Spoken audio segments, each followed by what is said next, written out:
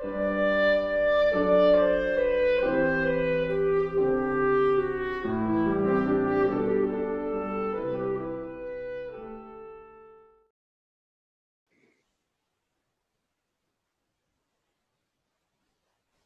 I thought what we could talk about tonight is the ability of us humans to self-reflect. In other words, almost to step outside of ourselves and then turn around and look back at ourselves and evaluate that. How am I doing? Am I doing it right? Did I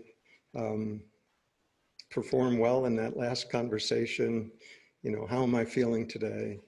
That ability to almost magically step outside of ourselves and look back at ourselves, and some discernment, some judgment. So all sentient beings, by that I mean animals, I mean plants, I mean fungi, I mean everything that interacts with nature has consciousness.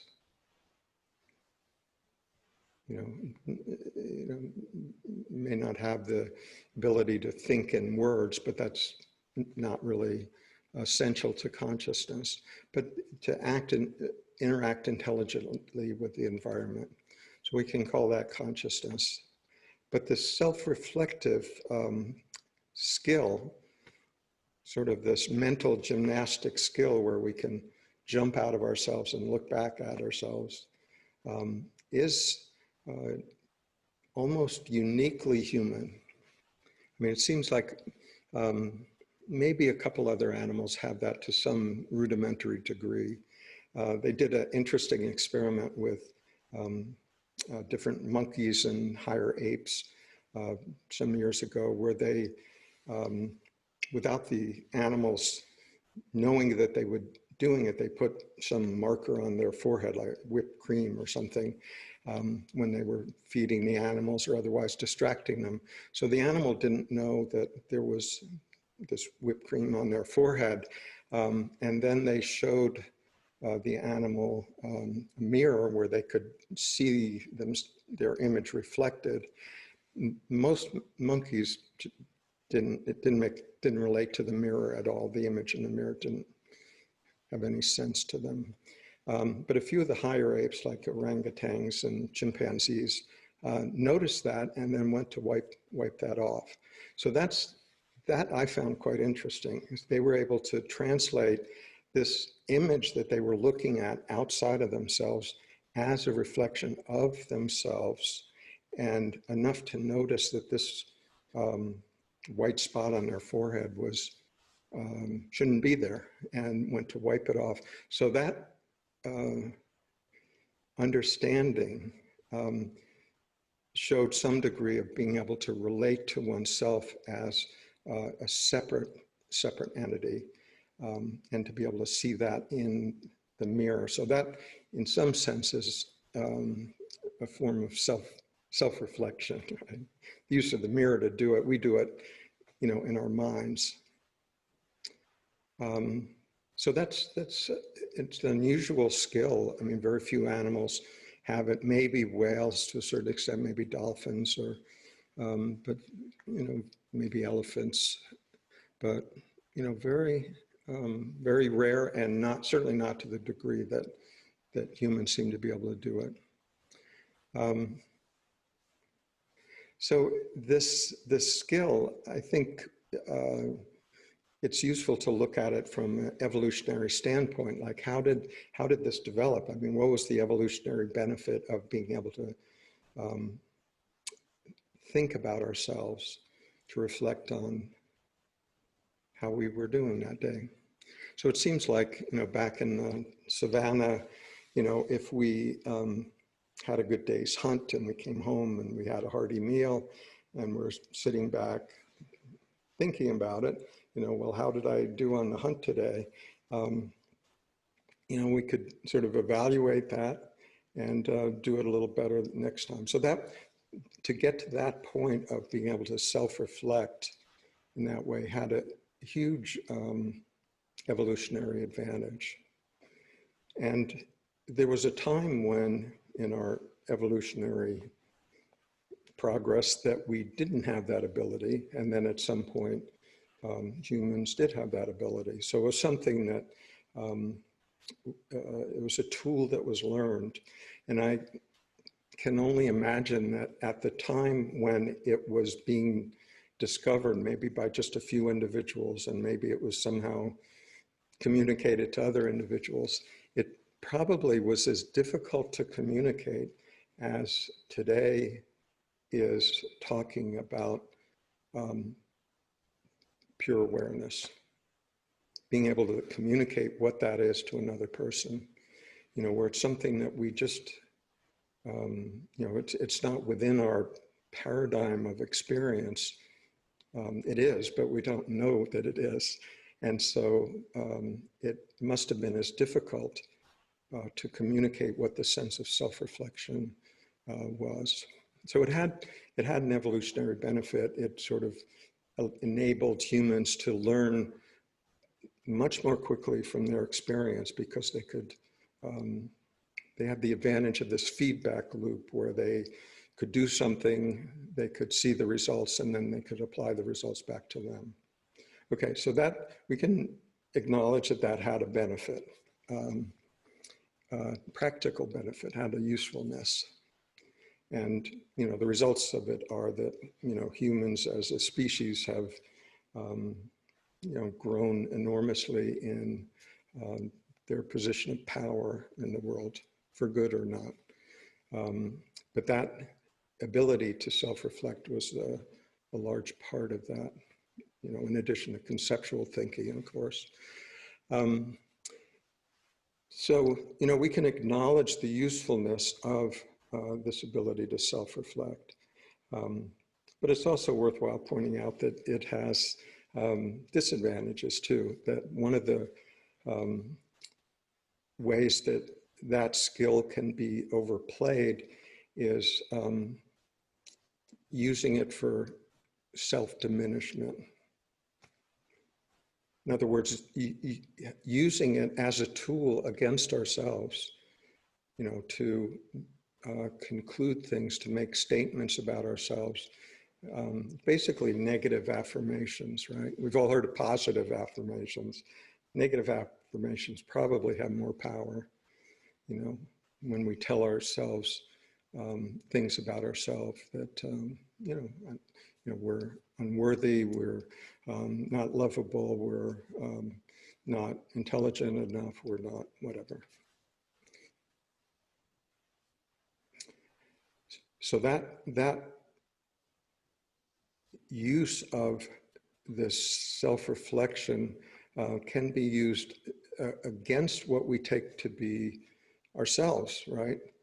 So it's actually like playing both roles. It's the, well, what it pretends to be is, it pretends to be the higher self, right?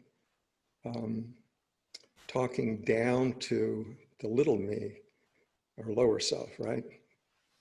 I mean, that's what we imagine the play is like, when, you know, when our self-reflective self is being critical, it pretends to be the adult in the room and can be quite critical of the little me, you know, and but in a very real sense, this self-reflective perspective and the little me are both conceptual, both firmly grounded in our own opinions of ourselves, firmly grounded in, you know, our egoic structure, firmly grounded in all the beliefs and opinions and thoughts and fears and hopes and regrets and guilt and shame and everything that we take to be ourselves. You know, so this role where we step out of ourselves and look back at ourselves, we pretend that it's, you sort of looking back at ourselves from a higher elevation, like we'll pull up this little me up to the elevation of this superior perspective. But it's all part of the same game. I mean, it's all part of a conceptual view of what we actually are, where this higher self pretends to be one aspect of it, and then this what's being looked back upon is is the sort of the unruly part of ourselves, the one that doesn't fall into line to the satisfaction of this self-reflector self, right? The self-appointed judge, right? So we get to play both roles. We get to play judge and we get to play the accused, right? The prosecutor and the defendant. We get to play both roles. And somehow we imagine that this will lead to self-improvement, right? And make us better people, and that may be somewhat true when we're talking about just our habitual personality level selves, that kind of self-reflection about how we're getting along with other people. Yeah, sure, it can sort of round off a few bristly edges, which is nice. People like that. But it's not really what we're talking about here. What we're talking about is how that whole structure maintains itself. It's almost like a house of mirrors, right? You have one sort of position, conceptual position in our mind, the self-reflecting higher self, looking at this sort of incomplete, inadequate, unworthy little me, right? That's the game. But it's all fully within our conceptual selves, fully. Both players are fully conditioned by our upbringing, our experiences, by our parent or parents, who in turn were fully conditioned by their experience and their parents, etc. Sort of ancestrally inherited. But we think that somehow we're doing ourselves a favor by granting some greater level of authority to this self-reflecting aspect. That's the one that grants the authority. We grant the authority to the judger, which then turns around and uses it on ourselves, right? We give it the power, and then the judge is often not particularly compassionate, often petty, often unrelenting in its evaluation of us. Not always, but I'm saying often enough, right? Often enough. But who granted the power to this particular aspect of our minds that we've assigned this role to judge the rest of us, the rest of ourselves? So we have two entities here. We have the entity that we've given the power to make sort of assessments about how we're doing. And then we have the rest of us, the rest of our being, let's say, that's under scrutiny, being looked at and being judged, being told what it can and can't do, what it's good at and what it's not good at, what it you know, concedes that there are a few wins, but also makes a point of the losses and failures and etc. You know, so that's what I mean by this house of mirrors. It's this, you know, seemingly this one, let's say, person, you know, playing two opposing roles because of this ability that had some usefulness at the, you know, in day-to-day activities, but can be overused. It's like, you know, this ability to self-reflect is a tool, right? It's a tool that's useful under certain circumstances, but not so useful under other circumstances, right? So, you know, it's like if you had a shovel. A shovel's a good tool, right? But, you know, it's just not the right tool if, I don't know, if you need to make a phone call. Right? It's just not a useful tool in that respect.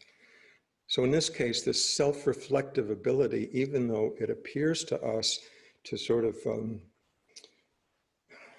attempt to elevate us by our own bootstraps into, you know, a higher virtue, higher moral position, you know, more spiritual lifestyle, even though it parades as performing that role,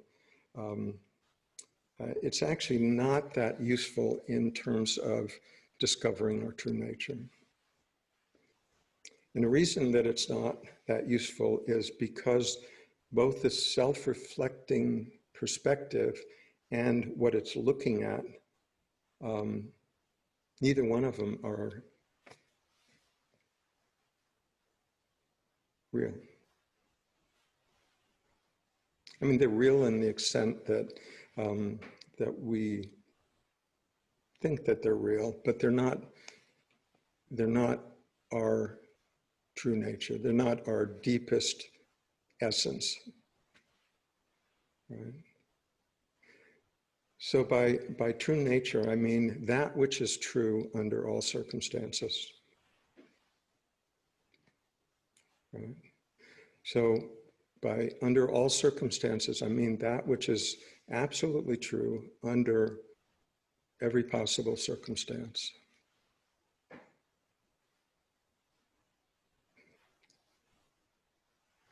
So when we're talking about this sort of dual nature of self-reflector and what's reflected upon, we're entirely engaged in conceptual thought. You know, that entire activity is wholly within the realm of ego. And the thoughts that are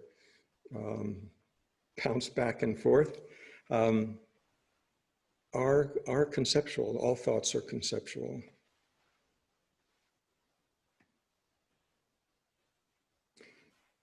All thoughts are conceptual, therefore, ultimately, all thoughts are not true. They're not true because they're not the entirety of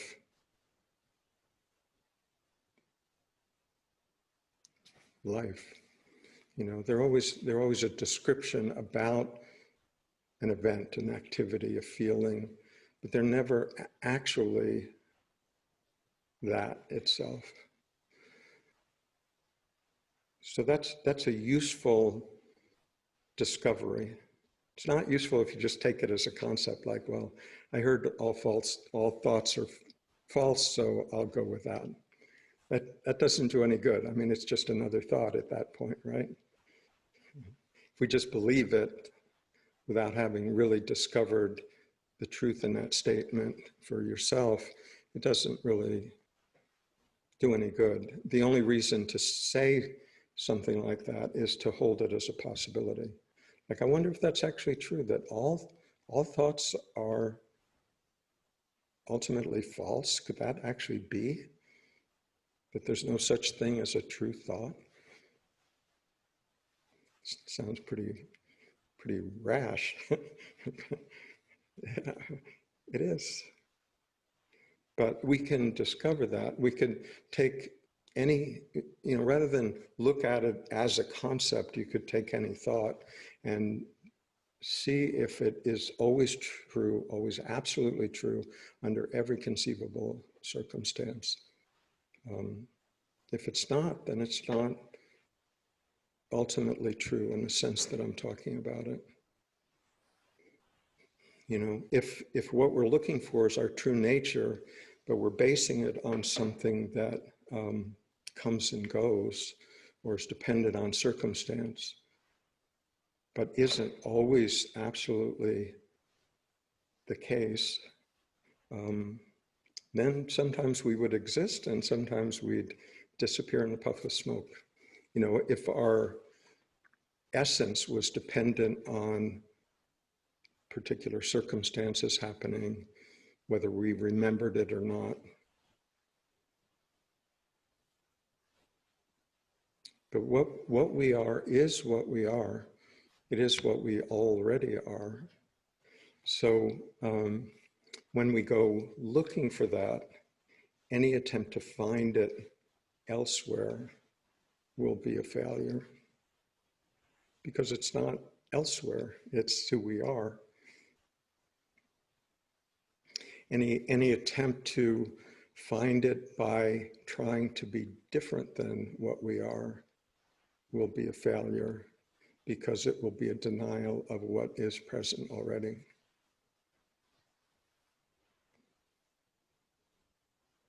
So if we can see that, even conceptually see it, even conditionally see it, where we realize that, well, I haven't really seen it, but I will examine that to see if it's true.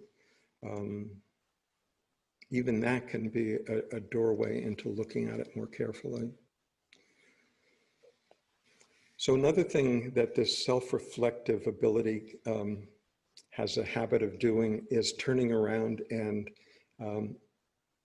often asking ourselves, how am I doing now? You know, am I getting it? You know, am I getting closer? You know, am I nearer to awakening now than I was last month? You know, how did I do in the meditation today? You know, so this self-reflective ability, again, like I said before, it has some usefulness in practical terms, but when we're using it to discover ourselves, this constant self-evaluation is, how am I doing now? You know, am I being awake now, or am I caught in ego now? Right. That whole effort is firmly caught in ego. There's no need to wonder about it. It's firmly caught in ego, because the only thing that would be worried about how am I doing now is ego. The only thing that would be worried about, am I being awake now or am I being caught in ego now, is ego.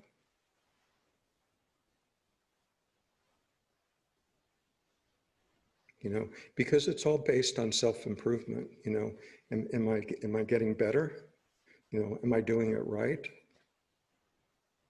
But what we're essentially talking about is what we already are. So if we really understand that, what do we have to do to be what we already are? Do we have to do it right?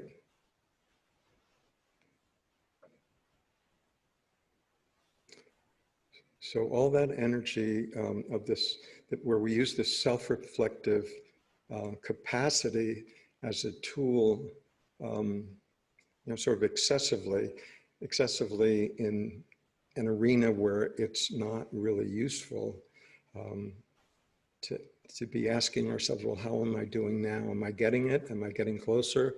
You know, will I reach nirvana soon?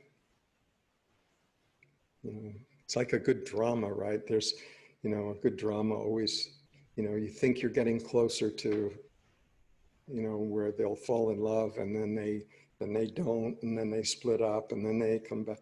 This waxing and waning, right? As we think we're approaching enlightenment.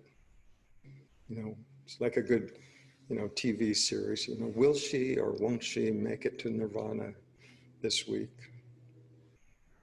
But all of that is firmly entrenched in this personal self and ego, the sense of me as a separate entity. So this self-reflective ability also separates us from other people. You know, before we developed in evolutionary times this ability to self-reflect, we were just being alive, interacting with our environment, um, you know, um, feeding, hunting, you know, staying warm, staying safe, much like animals do when you see them outside. You know, when you see deer grazing and they'll look up when you drive by, and but they're not, they're fully engaged in their environment, they're fully unconscious, but you don't get the feeling that they're continuing to ask themselves, how am I doing it? Am I doing it right? They don't do that. They don't appear to do that anyway.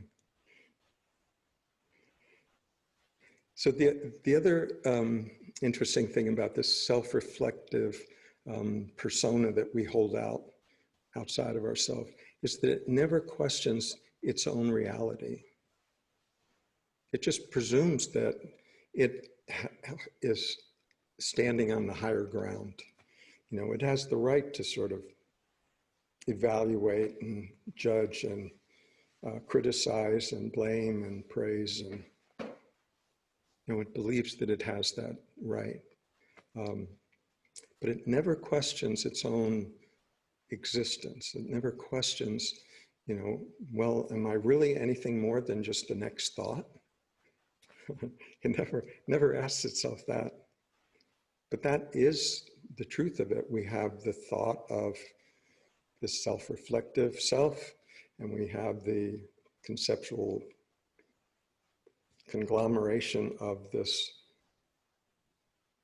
entity, this me persona, and they're talking to each other. Yeah.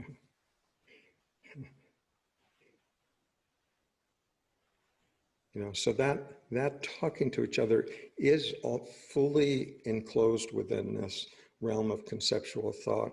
The essence of who we are is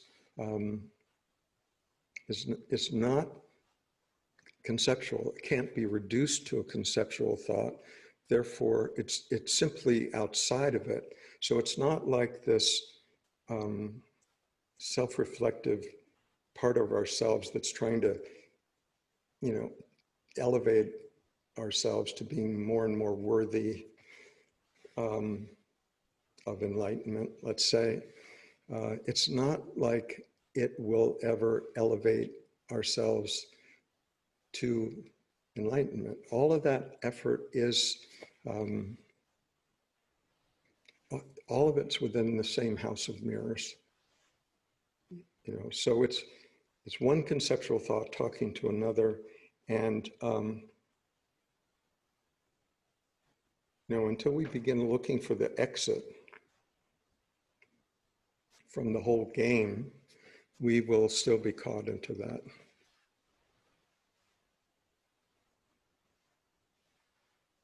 So we play both roles in it, and sort of when the night before Eckhart Tolle had his awakening, at that time he was in the university, Oxford, I believe, deeply depressed, and he had the thought late one night in his room, I can't live with myself any longer. And Eckhart's a smart guy, right? So it occurred to him, like, wait a minute, what are these two things? I can't live with myself any longer. There's this I, and then there's myself that I can't live with. Are there two of me? What's happening here? And that's what broke it open. And by the next morning, he hadn't, you know, resolved any of his problems. He hadn't sort of gained a better perspective on his situation. It just, he saw the entirety of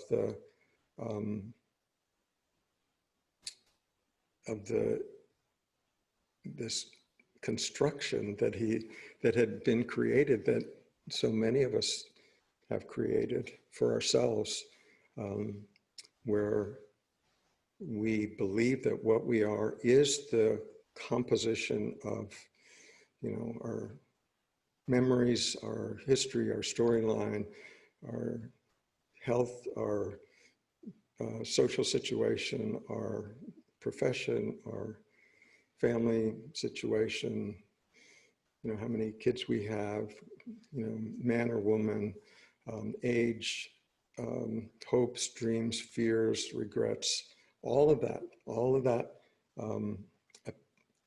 as a conglomeration of who we believe that we are. And it feels like it's a singular reality, but it's really just the mind's ability to jump from one thing to the next quickly enough that it appears to be a continuity. Very much like a movie does, where in reality it's only fixed images one after another, just viewed rapidly enough, and it appears like life, it appears like there's living characters on the screen, it flows smoothly. But it's really only individual things that are just viewed rapidly enough in succession that it appears to be real. It's the same way we take all these thoughts and memories and opinions, everything we just talked about, and hold it as a unified description of what we are. But it's not. It's just all of those things just piled in the same box. So what we're talking about here is not a process of, refining, disappointing habits, by self-reflecting on that. That has usefulness. Sure, we're not talking about that. So we're not talking about self-improvement at all. I was astonished to find that out, that this spiritual journey isn't a result of self-improvement. Self-improvement may happen, but it's not the other way around. It's not like I can improve myself and the result will be enlightenment. If you wake up, things will tend to improve on their own, more or less, amazingly. But the idea that I have to improve something about myself to be qualified to wake up is just not true. It's actually not a merit-based system. If it were merit-based, it would be like, I'm inadequate now, somehow unworthy of awakening, but if I accomplish these merit-based activities, then I'll be qualified. So we deny what it is that we are in this moment in hopes of earning it at some future point. And again, that may have, merit-based activities, wonderful, maybe even useful in the world. But in terms of recognizing what we truly are, to believe that what's required are, adding merit to our resume, is a denial of what we are in this moment. And what we are in this moment is what we are, what we inevitably are, what we always will be. Our challenge is to recognize that. And this self-reflective ability can get in the way of that, because it feels like we're making progress. It feels like, we're holding out, we're holding ourselves to a higher standard. And yet at the same time, we're just fully engaged in that egoic bubble. So if we believe that, we're making progress, towards on our spiritual journey, we're firmly engaged in ego. If we believe that we're not making progress on the spiritual journey and that we're, just a failure in that respect, also ego. Both are just self-judgments, one aspect of ourself looking back and forming a conclusion about the other aspect of ourselves. We play both roles, right? Okay, it's just like Eckhart, I can't live with myself any longer. He realized he was playing both sides of the same game, and it just collapsed. It didn't improve his situation. It just, he saw that the whole game was, self-inflicted. It just stepped out of the game. So it didn't resolve itself, it transcended. So I'd like to make the distinction between self-reflective thinking and witnessing, because there is a difference the way I'm using self-reflecting tonight. So self-reflecting, for one thing, is deeply personal, right? Witnessing is not. Witnessing is being present for what arises without judgment and allowing it to be. Okay. The self-reflecting entity has an agenda, right? It wants us to, improve. It wants us to get enlightened. It wants us, just to be a better person. Witnessing isn't doing that. Witnessing is being present for whatever arises, even thoughts that arise, even self-judgmental thoughts that arise, still just being present for it. Okay, so witnessing, as useful as it is still focused on the objects arising within that witnessing. So one of the things to be clear about is that what we're not talking about is some internal higher entity that we call the witness. There's not actually an entity. There is witnessing, right? But there's not an entity in there, some little higher self, me in there that is what is doing it. There's witnessing. Witnessing happens. Okay, so I'd also like to make a distinction between witnessing and resting in awareness. So with witnessing, like I say, we're still focused on the object. We're stepping back, we're not involved, but we are present, and the focus is on the object, whether the object is thought or feeling or situation or memory, whatever, or or a bowl of cereal or a tree or a bird, and whatever arises within the witnessing field, the focus is there, but we're not judging it, we're not pulled into the drama of it, let's say. Okay, resting in awareness is different than that, in that we tend to pull our curiosity even back from the objects within awareness back to the awareness itself. So it's similar to witnessing, but the attention is not so much on the object, but the attention and the curiosity is more with the witness, with the awareness itself. The objects may still be happening, thoughts may still be arising, that's all fine. But not only aren't we judging those thoughts or feelings, but we're just not that interested in them. It's more more interesting to come back to just the awareness, just that awareness prior to whatever objects may be arising within it.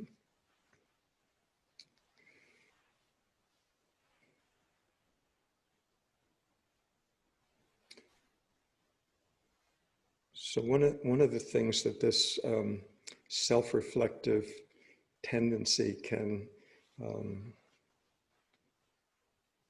cause us to do is the sense of just, trying harder, sort of imposing upon ourselves a demand that, if we haven't yet awoken, then what we need is just to try harder, right? And, maybe it's, I don't know, meditate more and, spend less time on Facebook, or eat more kale and less ice cream, whatever, we're telling ourselves that we need to do more of to become worthy to awaken.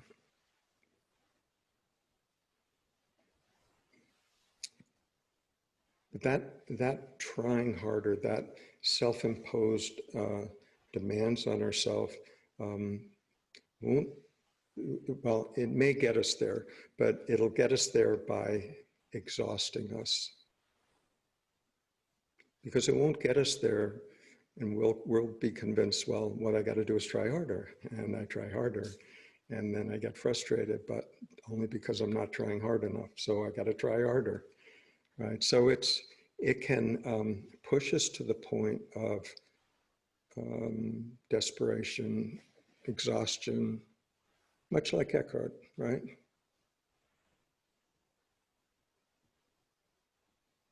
That's one path.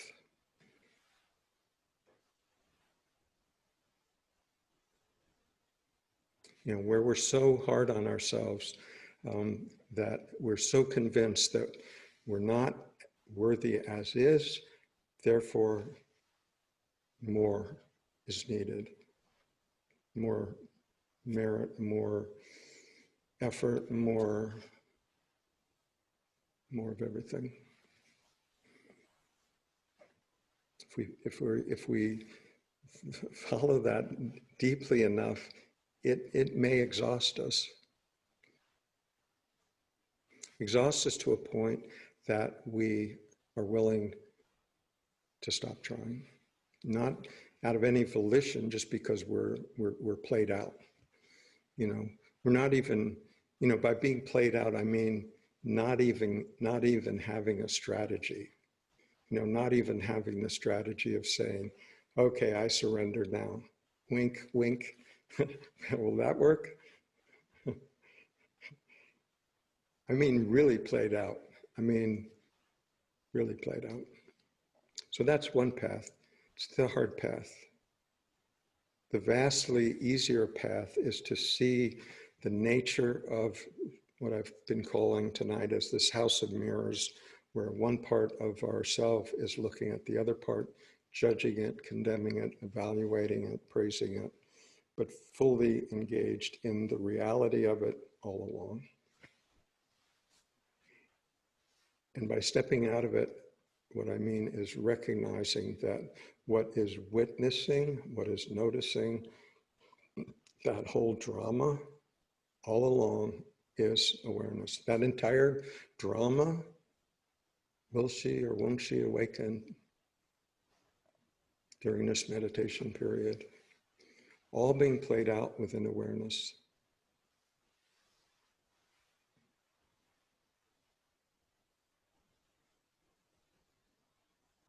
When we can see that clearly, that is the exit door from the house of mirrors. It's not resolving any of that within that bubble.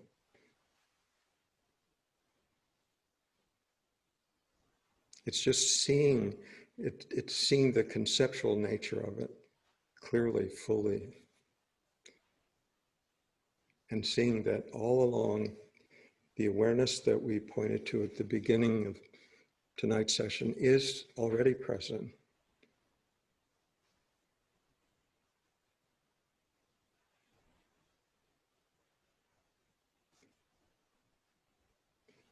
And we tend to discard that, yes, interesting, philosophically interesting, but no, that couldn't be true. That couldn't really be what I am. It's got to be more substantial than that. So we toss it. And we suffer some more. But one day, maybe we've had enough. Maybe we've had enough experiences. Maybe we've ridden the roller coaster enough times that we're willing to just really consider if there's an alternative. Even to the point of saying, I wonder if that's, what I've been hearing, that awareness is what I actually am prior to all that conditioning, in spite of all that conditioning. I wonder if that's what I actually am already, as is. No, it couldn't be that. Couldn't be that easy, right? Toss it away. What if it was? What if it was that easy? Not as a concept, right? But the actual lived experience of awareness living this human life, spirit living as through this human form.